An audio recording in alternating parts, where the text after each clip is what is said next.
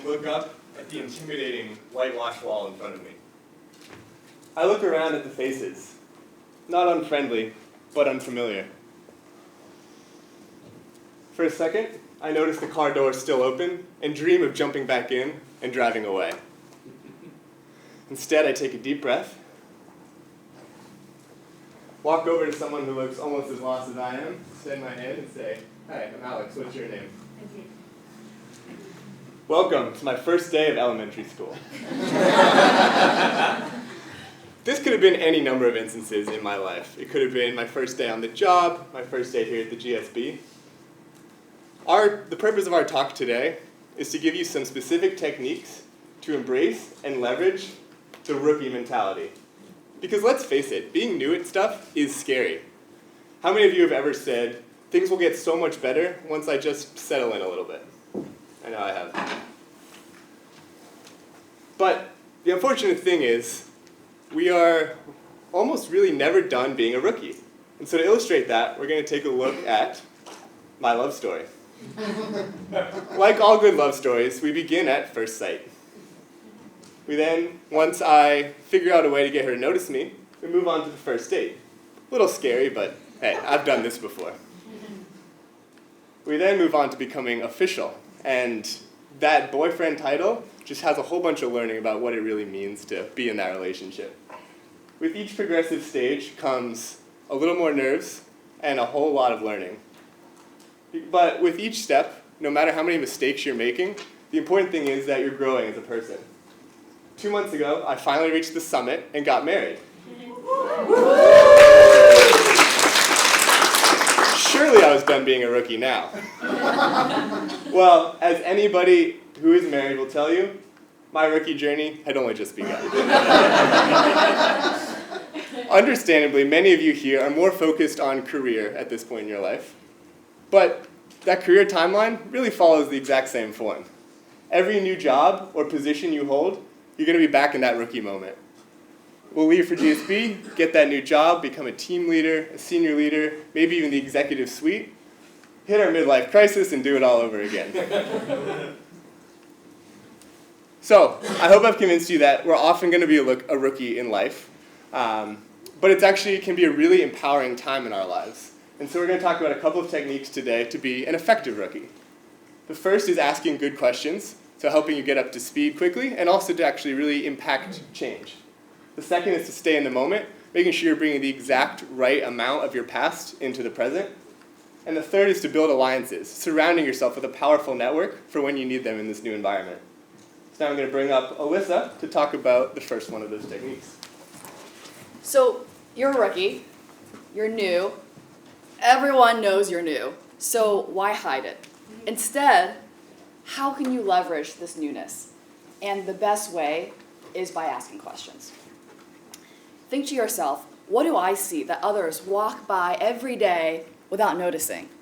And as a rookie, you're in a really valuable way where you can add this new fresh insight to the organization. However, there is a right way and a wrong way to ask questions. So let's look at a few examples. Louise here just graduated from business school and is excited to start at a new job at a startup. Hi, Alissa. So I was checking at these reports, and I have a brilliant idea. I think that we should raise $10 million of capital. I have so many friends in VC from GSB. But Louise, we just raised capital last week. So the first tip we have is don't ask questions that make you seem unprepared. You're going to learn on the job, but there is a reasonable amount of information you can learn through company website, company materials, and just don't be too careless. Let's try again. Alissa, so I was checking, and I noticed that we just raised $20 million. I think I would be very interested in knowing more about the investors here. Yeah, sure. This time, he did his homework beforehand. Let's see how he continues. Alissa, so remember last week actually, you explained me how to use these video conference settings? Yeah. So I actually don't remember.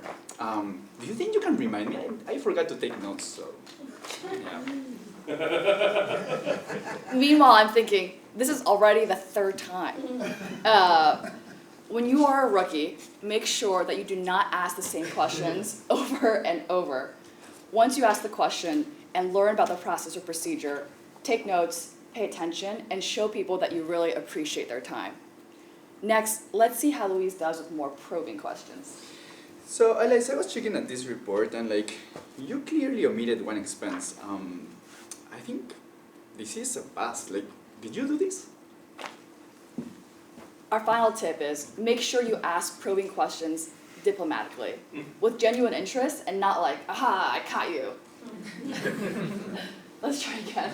Yeah, so Alissa, I was checking at this report, and I have actually some doubt. Do you think we can review the procedures on how you calculated this? Yeah, sure. Maybe we can come up with a better way to do it.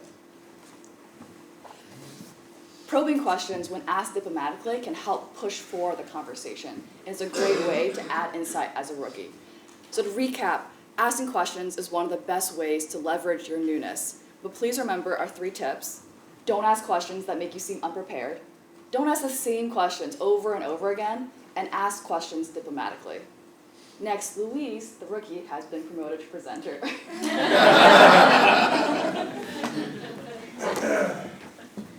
So many of us have received requests from many classmates when they want to talk about our past, and in those cases, please maximize your references to your previous employers.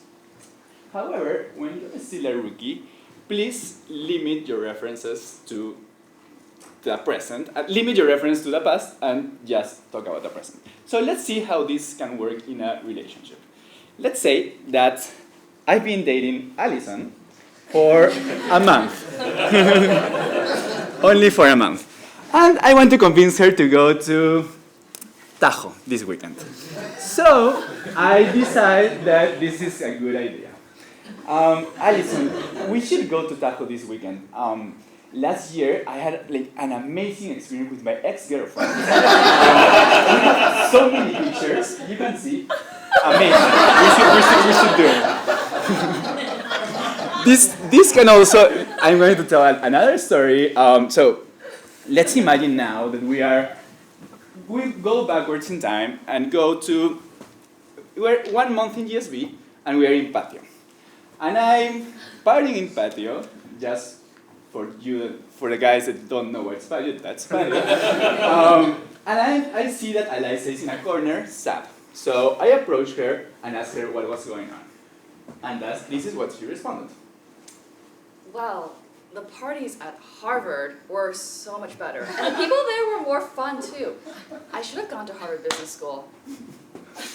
So I think that most of us can understand what would be the outcome in both scenarios. So just the same thing applies to work. So I'm going to explain you about a couple of situations that I had back at work.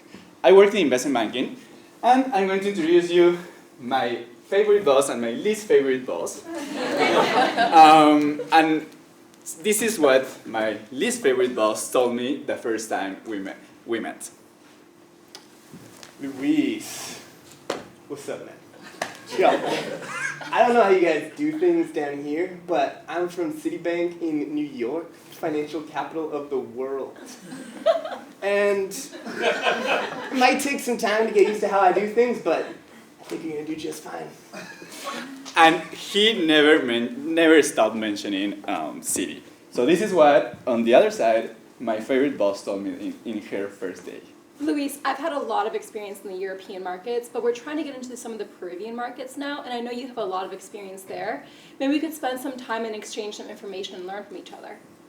And we talked a lot and met, and it was very, very, very quickly we got into a very good relationship. So, many of us are going to take leadership positions just after GSB. So please remember, limit your references to the previous employer. Maybe if in case you have to do it, just say in some firms they do, or in my experience, in my past experience. And also, don't forget, do not change things just only based on your past experience. First, analyze how things are working. With this, let me introduce you to my favorite boss and our last rookie, Rhana. Thank you. One of the most important things we have to do as rookies first is build our alliances. In JD's book, he creates the analogy of making sure we put the cookies in the cookie jar before we have to reach in. As a rookie, we are bound to make mistakes, and that's part of the wonder and joy of the journey. But we want to make sure that when we make those mistakes, we have some personal capital to fall back on. I remember being a rookie. My first job out of college, I was an after-school program coordinator. The group of students I was leading got in trouble for inappropriate language, and I was called to the principal's office to speak with some of the supervisors about the students in the class. As I walked down that endlessly long middle school hallway, I had this deep pit in my stomach. I felt like that I had gotten in trouble, but in reality what happened was I hadn't built a strong reputation with the supervisors of the school first. So when I was entering that meeting, I had no reputation, I had no personal capital to draw on. So in addition to making sure that we build alliances, we have to build alliances holistically, not just focusing on our immediate peers, but also who else will we interact with down the line, that we may need to have some reputation built in advance in order for us to be able to navigate those sticky situations. So to recap, some of the tips for building personal capital is being holistic and recognizing who else will I be interacting with one day down the line. And making sure we do this early on as a preventative measure. Making sure that we are also leveraging our unique strengths and interests. One of the things that I've learned growing up is that everyone wants to be acknowledged. And being a rookie on the job means that you're a fresh face that can provide that new personalized attention. So bringing into the workplace or any new setting your personal strengths and interests will allow someone to both get to know you and to create that personal touch. And in the spirit of that, I wanted to bring some cookies for you all because I love to bake, and also I wanted to share my appreciation for being so welcoming to me in my first class and as a rookie in the GSB. So with that, just to wrap up, being a rookie is an incredible opportunity. You get to ask good questions that other people may not have thought of before. You get to also embrace the fact that you will be a rookie at so many stages in your life, so don't shy away from that opportunity. And approaching being a rookie with the mindset of humility, curiosity, and desire to build strong relationships will ensure that you are successful. So with that, we will take any questions.